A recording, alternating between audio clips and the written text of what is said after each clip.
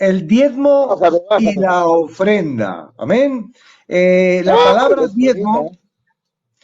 palabra diezmo, es traducción del hebreo de asar, palabra que significa un diezmo, pero en composición con ma se forma la palabra ma'asak, traducida por dar la décima parte, que es lo que vamos a ver, ¿verdad? En hebreo, en la parte del Antiguo Testamento. Así es como se traduce en Génesis 28-22, y en el Nuevo Testamento es traducción del griego dekatos, que significa un décimo o una décima de 10, y que ha sido traducida por diezmo.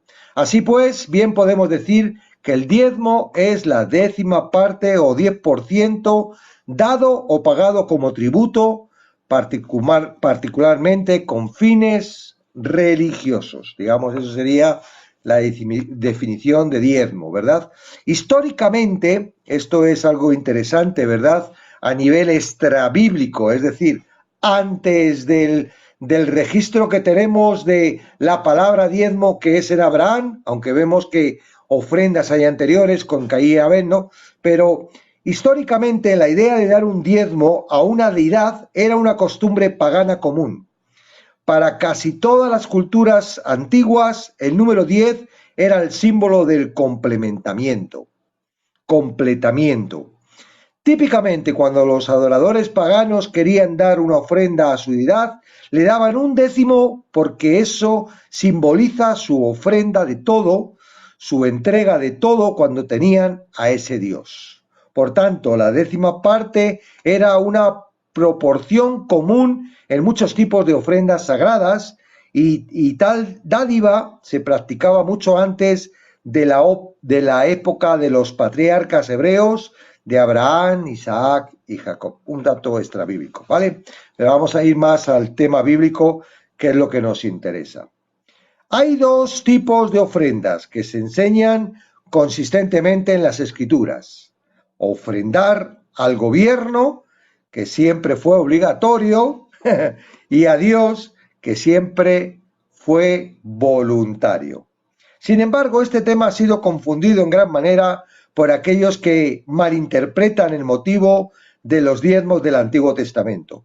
Las ofrendas no fueron principalmente regalos para Dios, sino impuestos para financiar el presupuesto nacional de Israel. Es una de las teorías, digamos, que se tienen, teniendo en cuenta de que la nación de Israel, cuando se crea y se forma, es una teocracia. Ahora no vivimos en una teocracia, vivimos supuestamente en una democracia, pero en aquella época era una teocracia. Y ahora vamos a ver que mucho de lo que vemos en la Escritura es parte de lo que hoy en día tiene que ver con el impuesto. ¿Ok? Es decir, tú vas a comprar algo y no te dicen, oye, es que tienes que dar el 10%. No. Aquí en España, por ejemplo, nos quitan el 21%. Me cuesta un 21% más caro lo que yo compro en la mayoría de los alimentos. Bueno, de los alimentos es un poco menor, es un 6%. Pero en otro tipo de cosas me están cobrando un 21%, que es un impuesto, ¿verdad? Y que no me puedo librar de ello. ¿Ok? Entonces, vemos que vamos a ver en algunas partes, sobre todo en la parte estructural de la ley, del Levítico, pues que dentro de la estructura teocracia entraba dentro de parte como una estructura de impuesto, ¿ok? Y luego está lo otro, que es la ofrenda voluntaria, ¿verdad? Que también está contemplada dentro de lo que es el Levítico y la ley. Como Israel era una teocracia, los sacerdotes levíticos actuaban como el gobierno civil, así que la ofrenda levítica, que vamos a ver luego en los textos, fue el precursor de los impuestos de hoy, como lo era también la segunda ofrenda anual que Dios requería para la finalización de los festivales nacionales, y los impuestos de menos cantidades también fueron requisitos de la gente por la ley, así que el total de las ofrendas requeridas de los israelitas no fue el 10%, sino quizás un 23%. Es lo que el impuesto que tenía, digamos, esa parte de Levítico que vamos a ir viendo en los distintos textos. Toda la ofrenda que se daba, aparte de lo que era requerido para la nación, era totalmente voluntaria. Y también vamos a ver los textos. Cada persona ofrenda lo que está en su corazón, ofrendar, ningún monto fue especificado. A creyentes del Nuevo Testamento nunca les ordenó que ofrendaran, ¿vale? Mateo 22, bueno, luego también lo vamos a ver eso. Vamos a ver también la parte del Nuevo Testamento. La primera ofrenda que vemos, ¿verdad? Es la ofrenda que hace Caín y Abel. Vamos a ver, si queréis, el texto en Génesis 4. Vamos a ver cómo se produjo esta ofrenda, ¿verdad? Dice, aconteció, Génesis 4, aconteció andando en el tiempo que Caín trajo del fruto de la tierra una ofrenda a Jehová, y Abel trajo también de los primogénitos de sus ovejas, que los más. Miró Jehová con agrado la ofrenda de Abel y a su ofrenda, pero no miró con agrado a Caín y la ofrenda suya. Ya estuvimos viendo un poco en otro live, estuvimos hablando por qué le gustó una y no le gustó la otra, pero aquí lo que queremos rescatar del tema es que anteriormente, ni en el texto ni después, hay una obligación.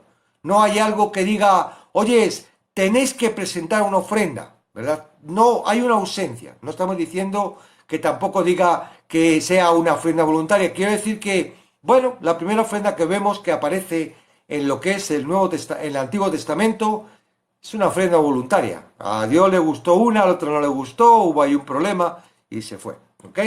Ahora vamos a ver la siguiente, ¿verdad? El diezmo en los tiempos del Antiguo Testamento ante la ley. Génesis 14, 17, 20. Es uno de los textos que se toma para mostrar, ¿verdad?, a la iglesia que tenemos que diezmar, que hay una obligación de diezmar. Génesis 14, 17. Dice, cuando volvió de la tierra de derrotar, está hablando de Abraham, a Quedorlaomer y los reyes que con él estaban, salió el rey de Sodoma a recibirlo al valle de Sabe, que es el valle del rey. Entonces Melquisedec, rey de Salem, ¿verdad?, que es Jerusalén, Salem es Jerusalén, y Melquisedec es el rey, pero también era sacerdote, lo sabemos por la parte de Hebreos, y sacerdote de Dios Altísimo, sacó pan y vino, y le bendijo, diciendo, bendito sea Abraham, Dios Altísimo, creador de los cielos y de la tierra, y bendito sea el Dios Altísimo que entregó tus enemigos en tus manos y le dio a Abraham los diezmos de todo. Entonces el rey de Sodoma dijo a Abraham, dame las personas y toma para ti los bienes. Y entonces vemos que ahí Abraham le dio, no primero, vamos, bueno, voy a ir un poco para apuntar a los temas. Dice, una expresión de gratitud a Dios que por medio de su representante, el sacerdote Melquisedec, pero no hubo un mandato divino. Ahí no pone que Dios esté diciendo a Abraham, Abraham, todo lo tuyo, todo lo que has conseguido, tienes que traerlo. No lo hay, aunque las personas dicen, supuesto, si lo hizo es porque es supuesto, pero no, el texto no lo dice, simplemente, y tampoco dice que Abraham dio el diezmo de todo lo que, porque Abraham tenía mucho ganado y tenía muchas cosas, no, dio el diezmo de lo que trajo. Y si analizamos bien en el hebreo, en el griego, mejor dicho, de la parte en donde lo dice, no está muy claro si fue el diezmo de todo, que sería muchísimo, de todo lo que consiguió, sino, porque la palabra es decir, el diezmo de lo de arriba, es decir, de una parte de lo que trajo, diezmó. O sea, que tampoco era un diezmo de, ¿verdad? ¿Qué quiero decir? Que tiene muy poca base, porque ya no vuelve a repetirse, ni por Abraham, ni a mandato a Dios, ni nada, cosa referente a diezmo, con lo cual esto queda como muy cojo a la hora de decir, Dios obliga que traigamos el 10% a Dios, al sacerdote. Le dio la 10ª parte de lo que había tomado en la batalla, no de todo lo que poseía Abraham, dice el texto. No se registra en ninguna parte del Antiguo Testamento que Abraham volviera a dar el diezmo. No lo registra. Vamos a Génesis 28:20, otro de los textos que se utiliza del Antiguo Testamento para referirse al diezmo. Dice, e hizo Jehová voto, está hablando de Jacob, e hizo Jacob voto, diciendo, si fuere Dios conmigo y me guardare en este viaje en que voy, y me diere pan para comer y vestido para vestir, y si volviere en paz a casa de mi padre, Jehová será mi Dios, y esta piedra que he puesto será por señal. Será casa de Dios, y de todo lo que me dieres, el diezmo apartaré para ti. Es un voto. Es decir, Señor, si tú haces esto, yo hago esto.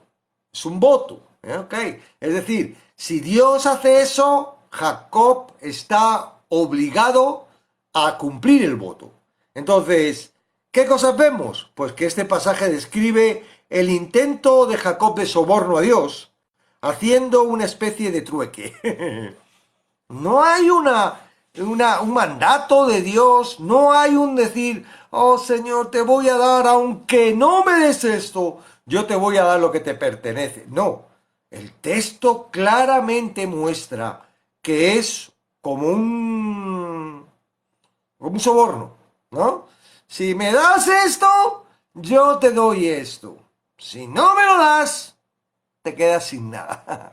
¿Ok? Entonces, Génesis 28:20, utilizarlo para decir que Dios estipula el diezmo para la iglesia. Los paganos de aquella región daban un diezmo a su Dios, pero solamente si el Dios hacía lo que ellos le pedían. Bueno, nuevamente no se hace mención de ningún mandato divino, sino una expresión del corazón de Jacob. Y ya no hay más diezmos en Génesis. ¿Ok? Ahora, marchemos a la época de Moisés, ¿verdad? Que ahí tenemos nueva regulación. Y vamos a ver esta regulación viéndolo desde el punto de vista de que es una nación teocrática, con un gobierno, ¿verdad?, estipulado por sacerdotes, por un gobierno donde relativamente quien era el Dios rey era Jehová, Dios, ¿no? Todavía no había llegado la época de Samuel y David, que querían rey como otras naciones. Quien reinaba ese pueblo era Dios, ¿ok? Entonces, Números 18 del 25 al 30. Ahí vemos Números 18 del 25 al 30. Y habló Jehová a Moisés diciendo, así hablarás a los levitas y les dirás, cuando toméis de los hijos de Israel los diezmos que os he dado de ellos por vuestra heredad, vosotros presentaréis de ellos una ofrenda mecida a Jehová el 10 de los diezmos. Y se os contará vuestra ofrenda como grano de la era y como producto del lagar. Así ofrenderéis también vosotros ofrenda a Jehová de todos vuestros diezmos que recibáis de los hijos de Israel, y daréis de ellos la ofrenda de Jehová al sacerdote Aarón. De todos vuestros dones ofreceréis toda ofrenda a Jehová, de todo lo mejor de ello ofreceréis la porción que ha de ser consagrada. Y les dirás, cuando ofrezcáis lo mejor de ello será contado a los levitas como producto de la era y como producto del lagar. Los levitas habían sido escogidos por Dios para ser sacerdotes y trabajar en el templo. Al mismo tiempo ellos dirigían la teocracia, el gobierno de Dios de Israel, ¿verdad? Como los levitas debían dedicarse 100% a su labor, no recibieron territorio cuando Moisés dividió la tierra entre las 12 tribus, por lo tanto no tenían cómo ganarse la vida. El diezmo era un impuesto del 10% que los israelitas debían dar para sustentar y suplicar las necesidades de los levitas, quienes dirigían su gobierno. Era obligatorio de los animales y productos agrícolas de las personas Si ellos no daban este diezmo, estarían robándole a Dios. Deuteronomio 12 del 1 al 7.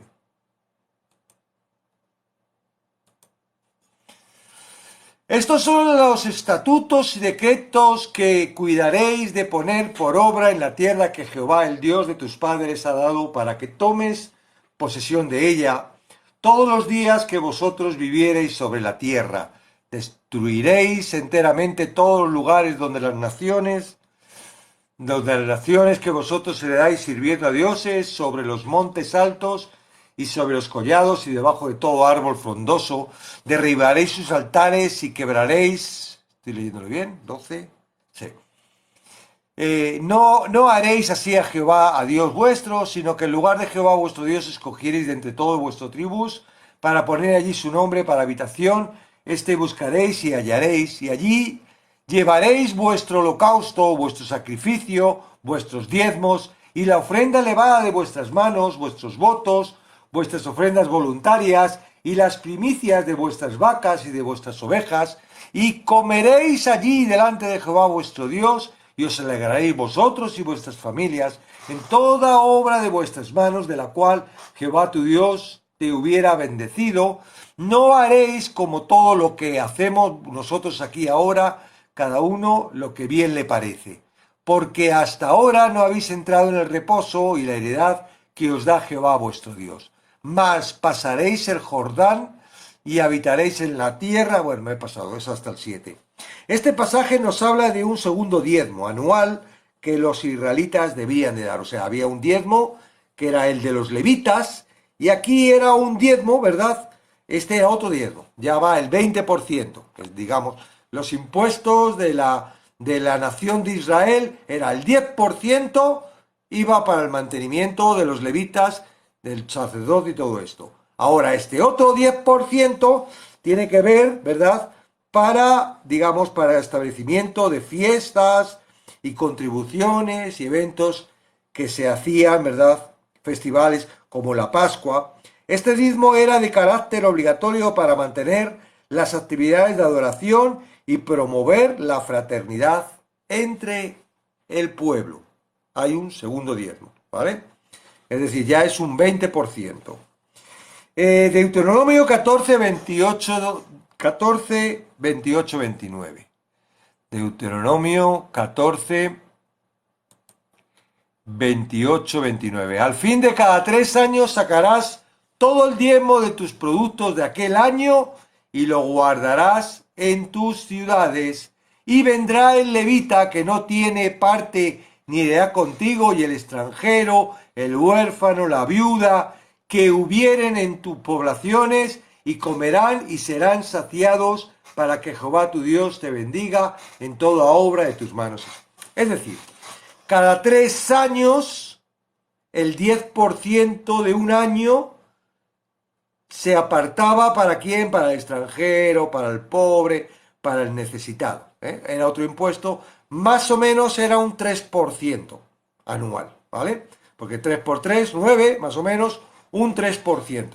Es decir, el diezmo, que no era el diezmo, era un 23%, los cargos que tenía la nación de Israel para sostener este tipo de cosas. El gobierno, que eran los levitas, las fiestas, ahí no tenían electricidad, ¿verdad? Estaban en el desierto, no tenían que coger para carreteras, ni nada por el estilo, ¿verdad? Ni para recoger la basura, ¿no? Pero sí tenían fiestas y habían cosas que hacer que necesitaban gastos, entonces otro diezmo para esa cantidad, para esos gastos, y luego había este 3%, que era el 10% de cada 3 años cogían, ¿verdad?, para los necesitados, para los pobres, para los extranjeros. 23%. Dice, este diezmo se conocía como el diezmo del bienestar o el diezmo de los pobres, y se usaba para ayudar a las clases más pobres de la sociedad israelita, que eran los extranjeros, los huérfanos y las viudas. Adicional a esto, había también impuestos o porcentaje de bienes a la administración pública. Por ejemplo, decían, cuando coseches, deja las esquinas para los pobres, o sea, había otra serie de cosas que regulaba, ¿verdad? Que eran otro tipo de impuestos, que en realidad para la estructura del gobierno, ¿verdad? Cada 7 años tenían que dejar libres a los... y tenían que quitar todas las deudas que tenían. O sea, había una serie de cosas. Dice, por ejemplo, en Levítico 19, 9 y 10, los israelitas no debían sacar hasta la última esquina de sus campos y no debían recoger el fruto que caía al suelo mientras recogía uvas, con el fin de que los pobres pudieran atravesar los campos y las vides y servir de la abundancia de la cosecha. En Éxodo 23, 10, 11, cada 7º año el pueblo tenía que perder las ganancias normales de todo un año. Bueno, en Éxodo 30, 11, 16, dice, cada año el pueblo debía de dar un impuesto para el templo, se usaba para financiar y mantener el templo, con ese dinero se compraban las víctimas para los sacrificios, harinas, inciensos, vino, aceite, ¿verdad? En Malaquías 3, 8, 12. Ahora vamos a ver el Malaquías. Nos hemos saltado algo muy interesante. Fijaros que desde que Faraón estipula a José como gobernador para el sueño que tiene 7 años de abundancia, 7 años de hambre.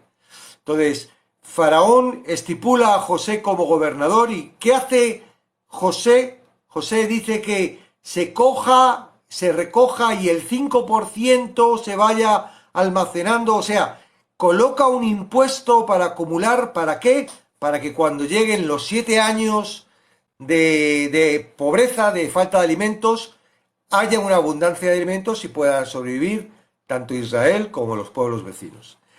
No ha variado mucho la cantidad porque realmente si damos cuenta ese 5% durante 7 años, más o menos tiene que ver este 20%, 20 y tantos por ciento de impuesto de recogida del beneficio de las personas. Viene de Egipto aquella estipulación. Tener en cuenta de que el pueblo, ¿verdad?, está ahí y sale y de ahí sigue funcionando, ¿no? Con el hecho de que de alguna forma tienes que dar cobertura a todos los gastos que tiene la comunidad. Tú das dinero a los pobres. En los impuestos que recoge tu ciudad está estipulado todo eso, que esa estructura que hay de casas de acogida, de orfandad, de los colegios públicos, todo eso que en un momento dado está, ¿verdad?, mantenido por el Estado, se mantiene a través de ¿qué? De un impuesto. Ahora, no es un impuesto voluntario, es un impuesto obligatorio. Y que tú no dices, eso, ¿dónde lo pone en la Biblia? Que me tienen que quitar el 21% del IVA. No, te lo quitan porque es lo estipulado. Bueno, tú puedes decir, ¡ay, qué chorizos son en el gobierno, qué mal manejan las finanzas! Tú puedes decir todo eso, todo lo que tú quieras. Pero está estipulado así, que se cobre un tanto por ciento para las carreteras, para el alumbrado, para todo eso, ¿verdad? Y luego toda la estructura, ¿verdad?, del negocio, de la luz, del agua y todas estas cosas que tienen los gobiernos, ¿verdad?, para común y para ellos propios también. Entonces vamos a ver lo de Malaquías. Malaquías 3, 8, 12, que es otro de los textos que se utiliza. 3, 8 al 12. ¿Robará el hombre a Dios? Pues vosotros me habéis robado. Y dijisteis, ¿en qué te hemos robado? En vuestros diezmos y ofrendas. Malditos sois con maldición, porque vosotros, la nación toda, me habéis robado. Traed todos los diezmos al alforí y haya alimento en mi casa, y probadme ahora en esto, dice Jehová de los ejércitos. Si no, os abriré las ventanas de los cielos y derramaré sobre todos bendición hasta que sobreabunde. Reprenderé también por vosotros al devorador, y no os destruirá el fruto de la tierra, ni vuestra vid en el campo será estéril, dice Jehová de los ejércitos. Y todas las naciones os dirán, bienaventurados, porque seréis tierra deseable, dice Jehová de los ejércitos. El diezmo al que se refiere este pasaje tiene que ver con el primer diezmo que vimos de los tiempos de Moisés, de la ley, que se daba a los levitas para su sostenimiento, el que hemos visto en Números 18-21. Robar es quitar lo que le pertenece a alguien. En este sentido, los israelitas le estaban quitando lo que le pertenecía a los levitas. Como Dios se identifica con su pueblo, robar a una de las tribus era robarle a él mismo. Como resultado, el juicio de Dios vendría sobre ellos. Sin embargo, si traían los diezmos y ofrendas, las bendiciones vendrían como resultado de aquella obediencia. Resumen. De acuerdo a la enseñanza del Antiguo Testamento, logramos comprender que existían dos tipos de ofrendas: la voluntaria y la necesaria. La voluntaria era espontánea y no había mandamiento alguno que la requiriera. La necesaria fue establecida por el Señor con el fin de suplir las necesidades del pueblo y apoyar el gobierno nacional. El diezmo en el Nuevo Testamento. En los tiempos de Jesús todavía existía la forma del sistema tributario de Moisés. Muchos elementos de la teocracia aún estaban operantes. Los levitas, fariseos y saduceos tenían el poder político real y dirigían el gobierno, bajo la dirección del Imperio Romano. El muro del patio del templo tenía recipientes en forma de trompetas en los que las personas depositaban su diezmo de los impuestos para el mantenimiento del templo. Al mismo tiempo, los romanos cobraban impuestos altísimos al pueblo de Israel por medio de colaboradores judíos, los publicanos. A pesar de todo, Jesús se sometió a las normas establecidas de su tiempo y enseñó sobre el deber de pagar nuestros impuestos. Mateo 17, del 24 al 27. Vamos a verlo. Mateo 27.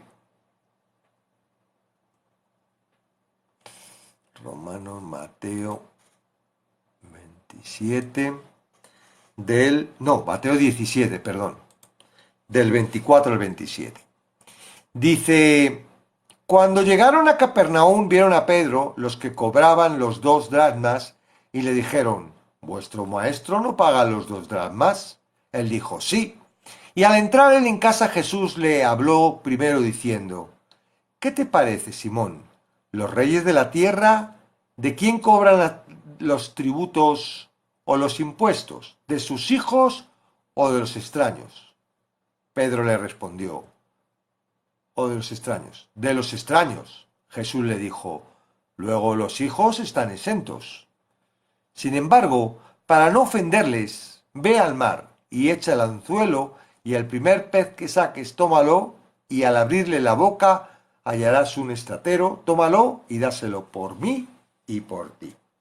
Vamos a compararlo con Romanos 13, 1 al 7. Romanos 13, del 1 al 7. Sométase toda persona a las autoridades superiores, porque no hay autoridad sino de parte de Dios, y las que hay por Dios ha sido establecida. De modo que quien se opone a las autoridades o lo establecido por Dios resiste, y los que resisten acarrean condenación para sí mismo, porque los magistrados no están para infundir temor al que hace el bien, sino al malo. ¿Quieres pues no temer la autoridad? Haz lo bueno y tendrás alabanza por ello. Por lo cual es necesario estarte sujeto no solamente por razón del castigo, sino también por causa de la conciencia. Pues por eso pagáis también los tributos, porque son servidores de Dios que atienden continuamente a esto mismo. Pagad a todo lo que debáis, al que es tributo, tributo, al que es impuesto, impuesto, al que es respeto, respeto, y al que es honra, honra. Primera de Pedro 2, 13, 17. Primera de Pedro 2. Por causa del Señor, someteos a toda institución humana, ya sea al rey como a superior, ya a los gobernadores como a él enviados para castigo de los malhechores y alabanza de los que hacen bien. Porque esta es la voluntad de Dios, que haciendo el bien hagáis callar la ignorancia de los hombres insensatos, como libres, pero no como quien tiene la libertad como pretexto para hacer lo malo, sino como siervos de Dios. Honrar a todos, amad a los hermanos, temed a Dios, honrar al rey. Hay tres casos que hace referencia el diezmo examinémoslo. Mateo 23, 23. Mateo 23, 23. ¡Ay de vosotros, escribas y fariseos, hipócritas, porque diezmáis la menta y el eneldo y el comino, y dejáis lo más importante de la ley, la justicia, la misericordia y la fe! Esto era necesario hacer sin dejar de hacer aquello. La crítica de Jesús hacia los fariseos no era por el diezmo. De hecho, él reconoció que ellos lo pagaban como parte de los requisitos de la ley de Moisés.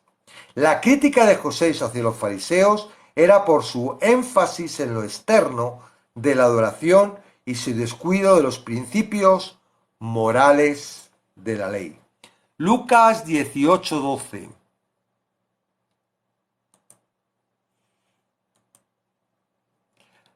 Ayuno 2 veces a la semana y doy diezmo de todo lo que gano. Era el fariseo, ¿verdad? Aquel que estaba comparándose con el publicano. En esta parábola se hace referencia al pago de diezmos. En realidad, el fariseo estaba presumiendo en su oración por el pago de sus impuestos.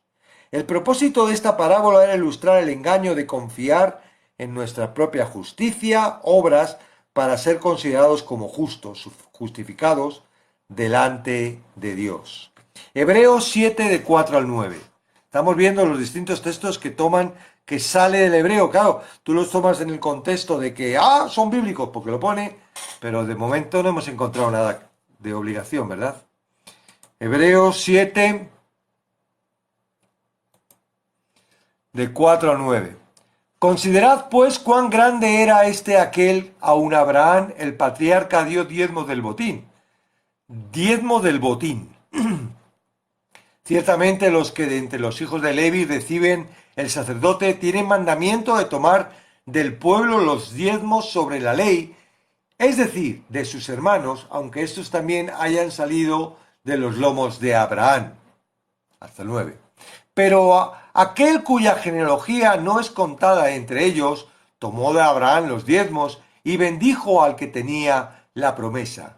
Y sin discusión alguna, el menor es bendecido por el mayor. Y aquí ciertamente reciben los diezmos hombres mortales, pero allí uno de quien se le da testimonio de que vive. Y por cierto, así, en Abraham pagó el diezmo también Leví, que recibe los diezmos. En esta sección se hace varias referencias al tema de los diezmos, pero no como directrices ni instrucciones para que la Iglesia practique el diezmo en el día de hoy. El pasaje es sencillamente un recuento de un suceso histórico del encuentro de Abraham con Melquisedec, ¿verdad? El objetivo del autor del pasaje es mostrarnos la superioridad del sacerdocio de Cristo, que es sacerdote según el orden de Melquisedec. Resumen, no hay ningún mandato en el Nuevo Testamento acerca de que los creyentes debamos dar el diezmo. La razón para esto es que el diezmo nunca ha sido una ofrenda para Dios. Siempre fue una forma de tributación para sustentar el gobierno. El diezmo, tanto en los tiempos del Antiguo como en el Nuevo Testamento, era el pago del impuesto y los judíos, bajo la ley mosaica, pagaban hasta un 25% por año en diezmos. Por el contrario, la ofrenda voluntaria es respaldada tanto en el Antiguo como en el Nuevo Testamento. Aquella ofrenda voluntaria se caracteriza por ser generosa, personal y dada de corazón. Bien, digamos que esta es la parte que nos conlleva a... ¿Es obligatorio, es por ley de Dios el diezmo? Claramente, hoy en día, en la iglesia, como pretexto de que Dios manda y que es una ley, no, bíblicamente, no se puede. Es sacarlo totalmente con un abrelatas, abrir algo que claramente no es, no lo es, no lo es, ¿ok? Ahora, ¿por qué sucede esto? Bueno, yo he estado meditando, ¿verdad? Porque es cierto que ahora vamos a ver una segunda parte que tiene que ver con la ofrenda y vamos a ver de que, bueno, la viuda no trajo el 10%, era poco, pero era todo, y Jesús mostró, dice, ella ha dado más que ninguno porque ha dado todo. Es decir, si esa viuda hubiera dado el 10%, hubiera sido tan poquito, pero no, ella lo que hizo es dar todo. Es decir, que a veces esta ofrenda voluntaria en ocasiones supera este 10%, ¿verdad? Que, bueno, que nos están como intentando mostrar que es una obligación. Ahora digo, yo he estado meditando en este aspecto y también un poco observando, porque he buscado en internet, ¿verdad?, lo que dicen las personas con respecto a este tipo de enseñanzas y cómo se defienden en contra de que, ¡oh, qué barbaridad estoy diciendo! Y ellos empiezan a sacar donde no hay suposiciones y cosas. Y dicen, no, se supone que si Abraham trajo los diezmos es porque Dios le había dicho. Son suposiciones porque en la palabra no viene. Ahora, yo me pongo a pensar, ¿por qué? ¿Y sabéis cuál es el motivo? Temor. Es decir, en un momento dado, alguien viene a una congregación que están diciendo, es que hay que traer el diezmo porque esto es por ley que Dios bendice al dador alegre y el que trae el diezmo y todo esto, ¿no? La estructura esta que conocemos de las iglesias. Ok. Entonces va alguien y le dice, oye, es que no es obligatorio y le muestra que lo que tiene que hacer es, bueno, claro, hay unos gastos, está bien, ya vamos a verlo. Pablo en lo que estamos tratando de Primera de Corintios, fíjate que a la semana que viene vamos a tener este tema. Él dice, oye, macho, o les dice a los corintios que el buey es digno, tiene que comer, que no solo trabaja. Y que si nosotros estamos trabajando y encima si llevo a mi mujer, pues que alguien tiene que estar pagando eso, lo dice. Aunque yo, por no ser gravoso, no quiero, ¿verdad? Nada, pero él está diciendo que sí, que es normal. Si hay un pastor, si hay una persona en la oficina, si hay... ¿Esas personas tienen que ganar o qué? Pues como los levitas. Entonces yo no estoy diciendo que esas personas no tengan que cobrar y tengan que hacer, ¿verdad? Porque tú no vas a trabajar pues gratis. Tú vas a trabajar para que te paguen, ¿no? Y el trabajador es digno de su salario, ¿verdad? Entonces, no estamos hablando de esto, estamos hablando de que, claro, hay una estructura. Uy, si yo le digo que no es obligatorio el diezmo, ¿cómo pago la iglesia? ¿Cómo pago? ¿Cómo hago? Entonces, el motivo es temor. Ahora fíjate que me recordaba a cuando nosotros hablábamos de la salvación. Y recuerdo, no sé si estará por aquí Luis, bueno, de Guatemala, él me comentó de que cuando él va a hablar a su pastor, ¿no? Descubre que la salvación no se pierde, descubre que la gracia es imposible de perder. El pastor le dice, no, sí, yo ya lo sé, pero si yo digo esto y predico esto en la iglesia, nos quedamos sin gente. Es decir, estaba predicando algo para que la gente tuviera que venir a la iglesia por miedo de que la gente no viniera. Y claro, Luis la que le dijo, ¿pero qué estás diciendo? Estamos trabajando para Dios, para nosotros. ¿Cómo va? Dios se va a apañar para que esto no pase. Esto pasa igual en el contexto del diezmo. Entonces, ¿qué sucede? Hay un temor. A lo mejor no es muy correcto, a lo mejor, pero si yo le digo esto, es como aquel director del curso, era un director de escuela de teología de una iglesia, vamos a decir que de denominación, en los Estados Unidos, gigantesca, ¿verdad? Era el director y cuando le van a predicar y le dicen, oye, mira, que la salvación no se pierde y tal, esto, lo otro, que el perdón de pecados, y él dice, no, mira, no podemos decir esto, porque si decimos esto, entonces la gente se va a poner a pecar como locos. Digo, no, no se trata de que tú puedas decir o no puedas decir lo que puedan hacer. Tú tendrás que decir lo que dice la palabra. Resulta que no lo decían, lo entendían, pero no lo decían por temor. ¡Ey! La estructura mental aquí de querer controlar las cosas a nivel humano. Esto está pasando con el diezmo. Muchas personas dan el diezmo porque les están engañando, porque les están diciendo que es una ley. Pero vamos a ver. Claro, bueno, estamos hablando de iglesias en las que todavía andan que la salvación es por obras. Aunque es por gracia, pero hay que hacer obras, hay que mantenerlas con las obras, ¿no? Entonces, en ese tipo de iglesias, pues bueno, está bien. Pero si te metes en una iglesia donde es por gracia y no hay que hacer obras, todas las demás leyes, la ley no, pero, el diezmo sí. No es una ley. ¿Cómo que me salvo por diezmar? Y si no diezmo, no me salvo. No, pero no vas a recibir bendición. O sea, Dios me da bendición si hago el diezmo y si miento no. O si dudo, o si peco, o si... Estamos en lo mismo, o sea, es lo mismo. Es la estructura, ¿verdad? De si hago, Dios me bendice. Si no hago, Dios no me bendice. ¿Me recuerda a qué? A la ley. ¿Para qué? Para mostrarme mi carácter. Y mi carácter es que yo no puedo hacer nada. Ahora, vamos a leer algo muy importante. Y de ahí es lo que vamos a dar debate y vamos a dar pie a que las personas en un momento dado puedan hacer su reflexión. Tú tienes que reflexionar. No significa que, sí, a lo mejor teológicamente están metiendo la pata, pero míralo, ora por ellos, porque es por temor, o por ignorancia, porque se lo han creído. Ya no sé cómo están leyendo la Biblia, ¿verdad? Claro, es como cuando aquí viene de otras religiones y nos quieren hacer creer que porque Jesús dice, a ti te daré las llaves del reino, pues entonces a partir de ahí es su organización la que tiene que mandar y es la iglesia verdadera. Es que no tiene lógica, pues lo del diezmo es igual. Pero nos toca el bolsillo y es muy...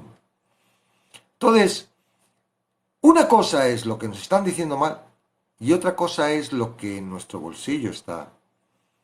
Y hay que trabajar las dos cosas. No porque me estén diciendo tengo que diezmar, ya tengas tu razón y te quedes con el dinero en el bolsillo, seas un tacaño y no bendigas a las personas que lo están necesitando y que Dios está poniendo, porque acuérdate de que Dios, todo lo que tienes es de Dios y eres un mero administrador. Es probable que le estés dando a los del cine, a los de los centros comerciales, a la telefónica, un montón de... y sin embargo, a los que Dios quiere que bendigas, no lo estás haciendo. Si estás yendo a una iglesia donde hay que pagar un local, hay que pagar... Si estás utilizando, ¿verdad?, a tu pastor, que sabes que en cualquier momento le llamas y él está al 100% porque la congregación es una congregación grande y está al 100% y han decidido que se dedique 100%, esa persona tiene que comer, tiene que familia y de algún sitio tiene que salir. Venimos muy mal acostumbrados de la Iglesia Católica. La Iglesia Católica nos acostumbró a que parecía que era todo gratis. Pero no, es verdad. Cuando pagábamos nuestros impuestos, un tanto por ciento de lo que estábamos pagando se lo daban a la Iglesia Católica. Y aún ahora todavía se lo están dando. Ahora te dan la opción de marcarlo con una casillita. ¿Quieres que sea la Iglesia Católica? Y puedes decir que no. Pero antes no podía nada y se lo daban. Entonces venimos de ese contexto que parece como que ellos no tenemos que darle nada porque Dios le da todo. ¿Cómo? No, somos nosotros, ¿vale? Y lo vamos a ver qué es lo que quiere Dios hacer en tu corazón, ¿verdad? Porque a lo mejor a partir de ahora, en vez del 10%, Dios propone que des más. Y no a lo mejor a tu iglesia, a lo mejor a los necesitados que te rodean, ¿no? Porque no tiene por qué ser, en ningún sitio pone que tiene que ser aquí, en el alforín, en la caja de la iglesia, en ningún sitio lo pone. Otro temor, ¿verdad? Si le digo que lo mande a donde él quiera y sienta, no me va a llegar para poder pagar. Pero no es Dios quien mantiene la obra, no es una iglesia de Dios. ¿No tiene un propósito Dios? ¿No se mueve el Espíritu Santo por la iglesia con el poder? ¿No es de Él el oro y la plata o ahora depende de nosotros? No depende de Él. Todas estas cuestiones tenemos que preguntarnos, la verdad, para un poco entender. Pero vamos al texto. Éxodo 35, 4:10. Este era un momento importante donde se está decidiendo, ¿verdad?, comprar el local de la iglesia. Comprar y hacer obras en el local de la iglesia. Lo que muchas veces sucede y uno dice, madre mía, ¿cómo van a pagar eso? ¿Me van a hacer hipotecar mi casa? ¿Verdad? Éxodo 35, del 4 al 10. Dice, a ver, Éxodo 35, espera. Dice, y habló Moisés a toda la congregación de los hijos de Israel diciendo, esto es lo que Jehová ha mandado. Tomad de entre vosotros ofrenda para Jehová, todo generoso de corazón. Repito, tomad de entre vosotros ofrenda para Jehová, todo generoso de corazón la traerá a Jehová. Oro, plata, bronce, azul, púrpura, carmesí, lino fino, pelo de cabra, pieles de carnero teñidos de rojo, pieles de tejones, madera de acacia, aceite para el alumbrado, especias para el aceite de la unción y para el incienso aromático, y piedras de ónice y piedras de engaste para el efod y para los pectoral. Todo sabio de corazón de entre vosotros vendrá y hará todas las cosas que Jehová ha mandado. Había dos cosas. Había la ofrenda voluntaria de corazón que la gente daba y había el trabajo voluntario de corazón que la gente venía a ofrecer. ¿Ok?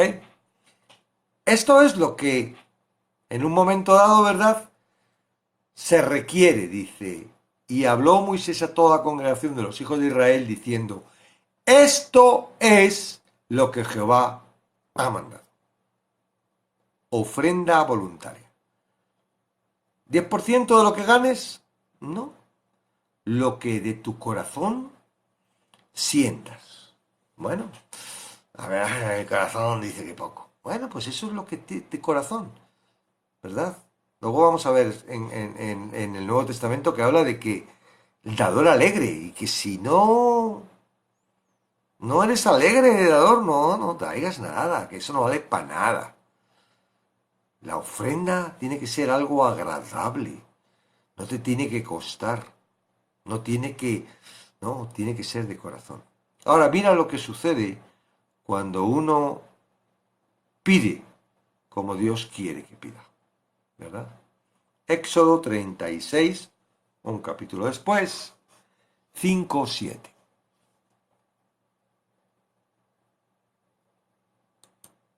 Del 5 al 7. Y hablaron a Moisés diciendo, el pueblo trae mucho más de lo que se necesita para la obra que Jehová ha mandado que hagas. Entonces Moisés mandó pregonar por el campamento diciendo, ningún hombre ni mujer haga más para la ofrenda del santuario. Así se le impidió al pueblo ofrecer más, pues tenía material abundante para hacer toda la obra y sobraba.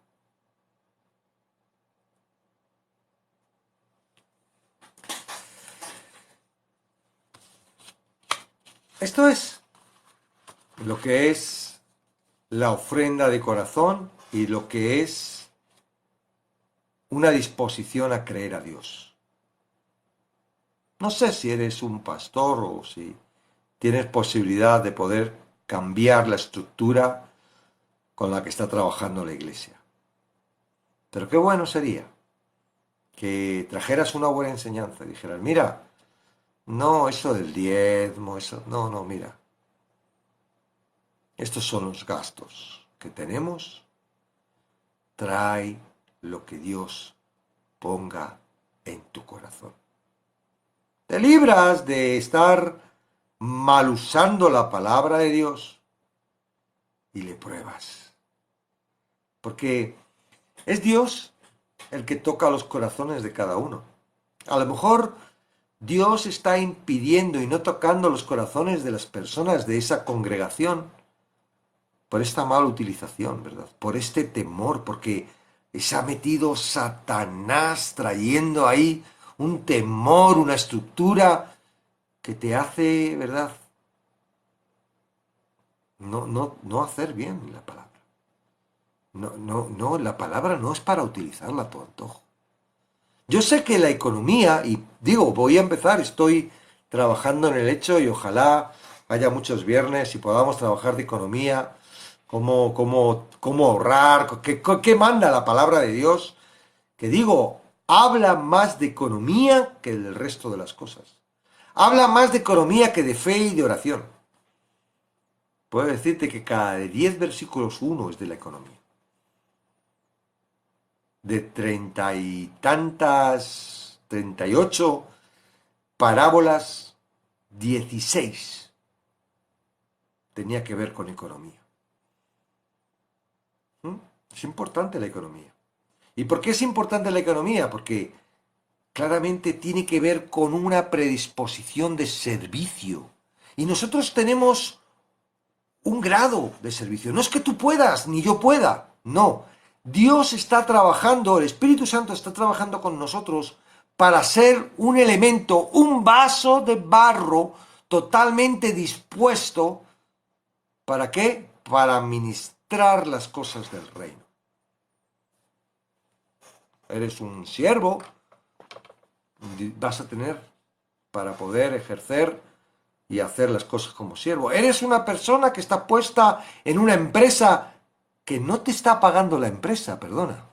Dios está utilizando esa forma para llevarte a ti un beneficio, porque todo lo que tú eres, ese tiempo que tú estás dedicando a esa empresa, se lo estás dedicando a Dios, con lo cual el beneficio que está generando a esa empresa, la forma te está llegando. Tú no tienes que decir, mi jefe me ha pagado. Viene de Dios. Todo lo que tú cobras, si tú eres un siervo. Estoy hablando, si eres un siervo. Si eres otra cosa, entonces no. Eres un esclavo, pues te pagará otro. Pero todo lo que tú ganas no es tuyo. Es de Dios. Y claro, Él quiere que lo administres. Y hay un orden en la Biblia. No sé si lo sabrás. Pero en la Biblia hay un orden. Y si te consideras que eres siervo de Jesús, está muy bonito, ¿verdad? ¡Ay, soy siervo, eres mi Señor! Pero ahora tu Señor y tú dices, muy bien, pero esto es lo que yo estipulo. ¡Ah, muy bien! Pero yo voy a seguir haciendo lo que me da la gana. No. Entonces, bueno, yo sé que no podemos, que estructuralmente somos muy necios y muy eso, pero el Espíritu Santo está trabajando con nosotros. Y lo hace a través de la palabra. Y hoy te está diciendo, no, lo del diezmo es una mentira. Pero si te predispones de lo que yo te doy, yo quiero que en tu corazón dispongas. Hay muchas iglesias a las que estás dando, que estoy seguro de que Dios no quiere que des.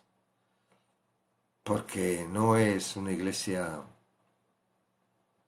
no están Pero bueno, tienes que pagar el diezmo porque estás trabajando en esa iglesia o estás bendiciendo, sirviendo en esa iglesia, pero tú lo tienes que dar porque tú te obliguen a dar el diezmo, eso tienes que dar porque realmente de corazón estés dando ¿a quién? A Dios.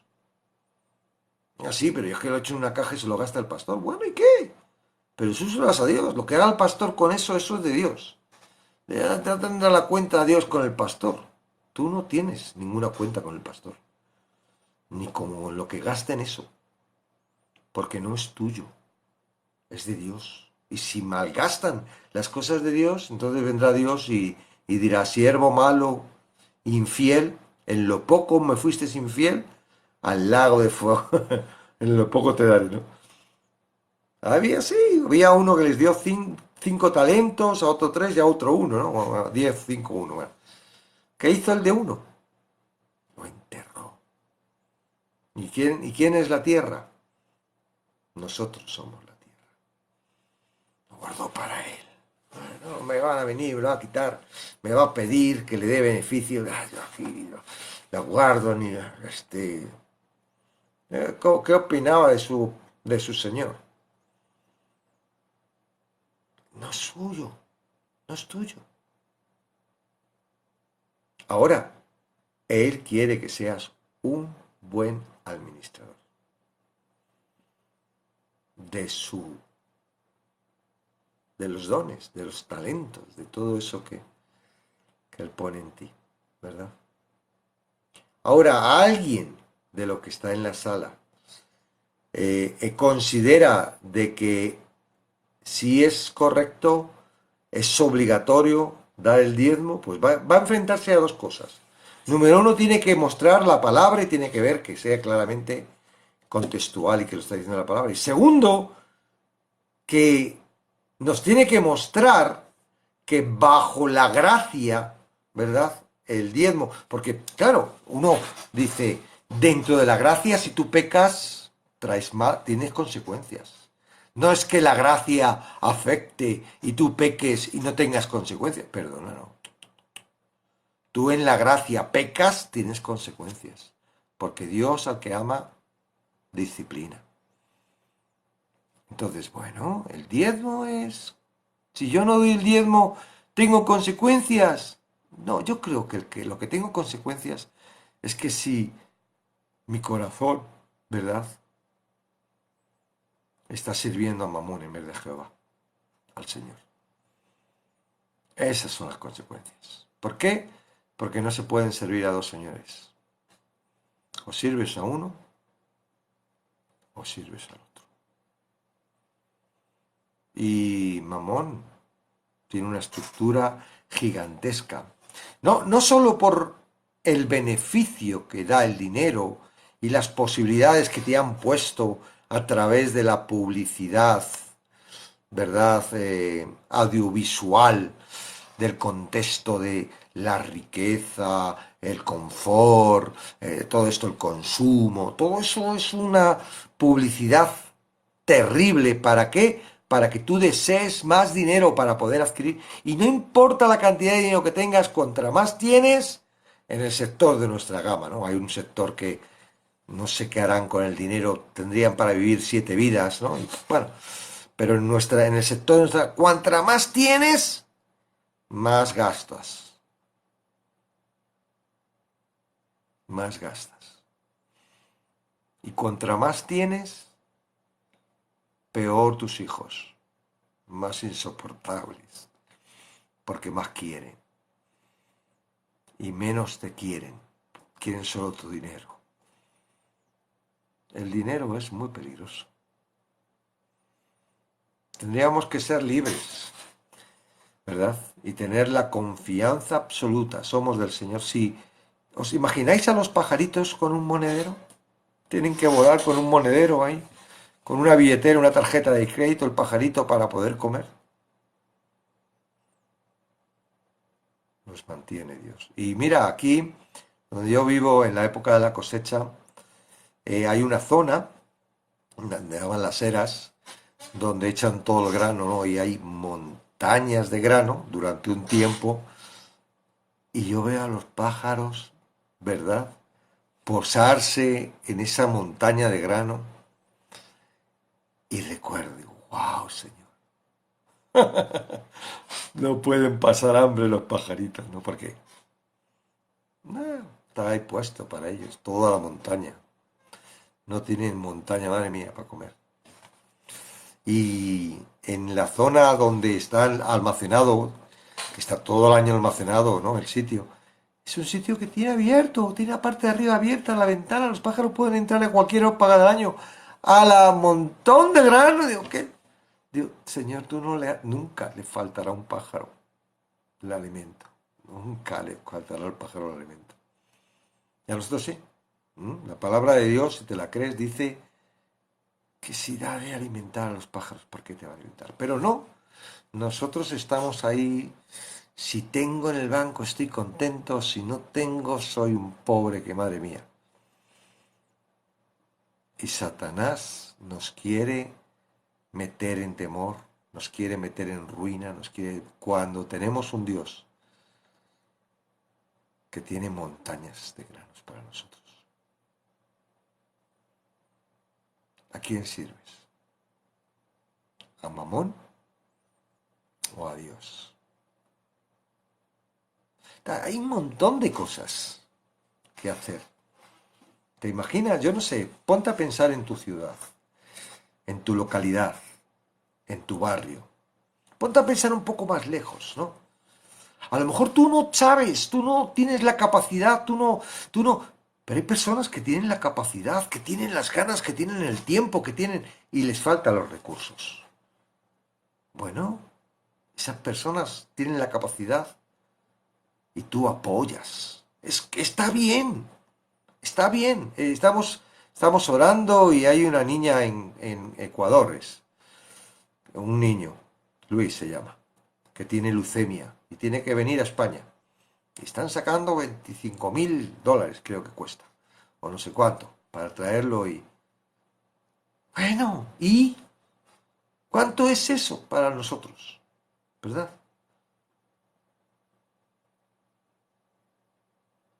No, hay que mirar nuestro corazón, más que mirar toda esa estructura. Claro, Dios también nos habla, digo, Dios nos habla. Y si en tu iglesia te están diciendo el diezmo y te están utilizando versículos como lo que hemos leído, ¡ay, pruébalo! Trae el diezmo y verás que Dios te va a dar. Eso es un horror. Porque tú ya no estás dando por disposición de tu corazón. Tú estás dando para tener más. Eso es mamón. No sé a quién le estás dando. Vamos a ser libres. Y la única forma de ser libres es a través de la palabra. Y darte cuenta de dónde estás. El hecho de que, ay, ¿cuánto me cuesta? Es parte del proceso de lo que Dios quiere. Porque no se trata de ti, se trata de que Él va a hacer. Tú das cuando tu corazón está dispuesto, pero es que tu corazón no está dispuesto. Bueno, no pasa nada. Reconócelo simplemente. No tienes por qué decir, siempre pidiendo, siempre eso, siempre están, ese es el negocio. No, reconoce que es tu corazón. Que le cuesta, no pasa nada, es tu corazón. Tienes que reconocerlo para que el Señor pueda trabajar en él. Ahora, ¿qué te parece? Si en vez de estar ahí, que te piden, que no sé qué, que no sé cuánto. Había una hermanita que conocimos hace poco, que la seguimos bendiciendo. Salió de la iglesia porque escuchó no sé qué del diezmo y entró en nuestra iglesia y dio la casualidad que en aquella época estaban ahí recordando la ofrenda, el diezmo y tal y todo otro. ¡Ah, lo mismo! Y ¡fium! Y salió pitando. Y digo, Señor, ¿qué tiene en el corazón? Que tanto le asusta, porque nadie le pidió nada. Nadie le pidió nada ni le obligó a nada. Simplemente escuchó y ¡buah! Y le ha quitado la bendición de estar con personas que estaban deseando, cuidándola y amándola. Entonces, reconocer cómo está tu corazón es lo primero. Me cuesta. No pasa nada. Nadie te va a decir, bueno, a lo mejor tacaño. Digo, pues sí, es verdad. Ese es mi corazón. Me cuesta, tengo mucho temor. Ay, pienso que me va a faltar al mes que viene y ya. Y yo soy consciente, a mí me pasa, ¿eh? Y yo he aprendido a que me tengo que enfrentar a Dios y decirle, Señor, aquí estoy, soy yo así. Haz conmigo, ¿eh? Puedes decir como María, haz conmigo según tu promesa, tu palabra. Yo no puedo, pero tú puedes hacer. ¿Qué puedo hacer yo para quedarme embarazado? ¿Qué podía hacer María para quedarse embarazada? Por mucho que hubiera querido María quedarse embarazada del Mesías, ¡ay! ¿Te imaginas? Todavía no ha nacido el Mesías. Y te dicen, oye, estamos buscando una que tenga fe. ¿Qué puedes hacer? Nada. Haz conmigo, según tu palabra. Lo que des, dalo con alegría. ¿Que das poquito? Bueno. ¿Eres consciente que das poquito? Bueno, dalo con alegría. Y dile, Señor, cómo me gustaría ser generoso, pero no lo soy. ¿Cómo me gustaría creer tu palabra? ¿Cómo me gustaría no tener que estar pensando si me va a llegar o no me va a llegar, sino que estar seguro de que tú me vas a proveer? Yo en una época apuntaba los gastos y los ingresos. Era muy curioso, porque, bueno, no tenía muchos ingresos que se me olvidara, porque yo tenía una serie de ingresos pequeñitos, o sea, quiero decir, no mucha cantidad de pagadores, tenía el sueldo y en un momento dado, pues, algunas cosas por ahí sueltas, eran pocos, o sea, a mí no se me olvidaba colocar en la parte de la contabilidad los ingresos. Es más, me costaba mucho y a veces se me olvidaba colocar gastos, ¿no? Si eran gastos pequeños. Yo llegaba el día, uy, ¿cuál es eso? Le daba a mi hijo esto, 1 euro, al otro le hecho, he pagado el metro y tal. Y al final decía, no. O sea que no, había veces que se me olvidaba poner los gastos, ¿no? Pero era muy curioso porque al final del mes los gastos eran más grandes que los ingresos. Y yo dije, "Uf". Yo estoy simplemente diciendo lo que me extrañaba. Digo, no es posible. O sea, ¿cómo voy a tener más gastos que ingresos? Los gastos los he gastado. Supuestamente tienen que haber ingresado, ¿no? De alguna forma, ¿no? Y yo me volvía loco. Y yo decía, Señor, ¿eres tú? Yo no sé. Es un milagro. ¿Cómo pasa esto? No lo entiendo. Pero lo cierto es que nosotros hemos pasado. Yo he pasado, sobre todo cuando salimos de misiones, pensábamos que si nos marchábamos de misioneros, ¿verdad? Dios nos iba a proveer y, ¡ay! Salimos allí con muchas ganas y no, Dios no lo ha ido a pasar. Hasta entonces no habíamos tenido que pedir a la ayuda social de las iglesias y resulta que salimos de misioneros como misioneros para servir a Dios y al 100% y no lo hizo pasar. Había un propósito definido, pero nunca faltó.